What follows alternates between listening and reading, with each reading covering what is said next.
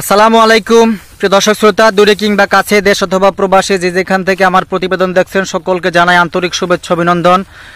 আজকে দেখতে পাচ্ছেন বৃষ্টির ভিতরে চলে আসলাম ঘাসের জমিতে ঘাস কাটতে এসেছি, কারণ কাস্টমারের কিছু অর্ডার নিয়েছি। বাংলাদেশের অভ্যন্তরে কয়েকটা উপজেলা থেকে কিছু কাস্টমার অর্ডার করেছেন।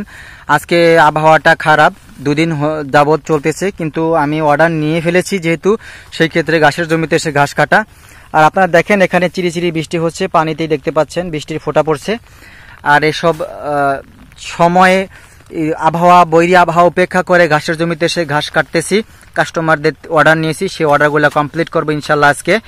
আর দেখতে পাচ্ছেন ঘাসের জমি থেকে ঘাস কাটতেছি। আর হয়তোবা দেখছেন আমার ঘাসের পাতাগুলো হয়তো পচে গেছে, এরকম মনে হচ্ছে, আসলে তা না দর্শক। বৃষ্টির পানিতে শুকনো পাতাগুলো আপনার পানিতে কেমন জানি লাগে যে পচে গেছে, এরকম মনে হচ্ছে। আবার রৌদ্র আসলে কিন্তু 100 আবার ঠিক হয়ে যায়, খড়কুটার মতো এরকম অবস্থা। আর আপনারা দেখাবো আমি দুইটা ঘাস ছিলে যে আমার কাটিংগুলো কতটা পরিপক্ক, বিন্দু মাত্র কোনো রকম সমস্যা হয়নি, 100% বিশুদ্ধ কাটিং। চ্যালেঞ্জ করে সারা বাংলাদেশে আমি কাটিং বিক্রি করে থাকি। অনেক প্রতিনিধি যা আছেন ঘাসের উদ্যোক্তা, কাটিং উদ্যোক্তা, তাদের মাঝে আমি চ্যালেঞ্জ করার সাহস রাখি, কারণ আমি সব সময় 100% পরিপক্ক কাটিং প্রস্তুত করার চেষ্টা করি। ইনশাল্লাহ আমি এরকম কাটিং প্রস্তুত করতে সক্ষম হয়েছি, বিদায় আমি চ্যালেঞ্জ গ্রহণ করতে পারি।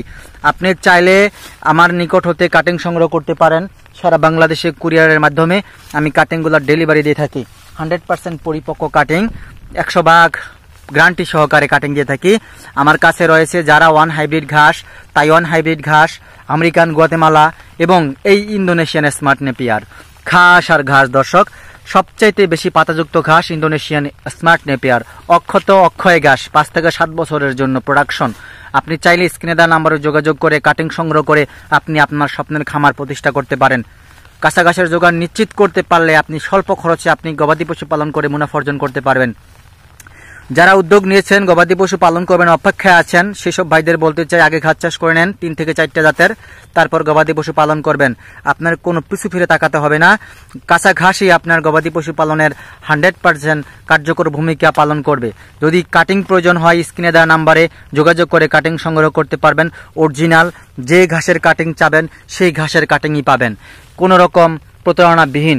ইনশাল্লাহ আপনাকে আপনার ঠিকানা অনুযায়ী কাটিং পৌঁছে দেব। এতে কোনো টাকার পয়সা অ্যাডভান্স লাগবে না, শুধু কুরিয়ার খরচটা দিয়েই আপনি ঘাসের কাটিং নিতে পারেন, এবং কি কুরিয়ার অফিসে চেক করে আপনি আপনার প্রোডাক্ট রিসিভ করতে পারবেন।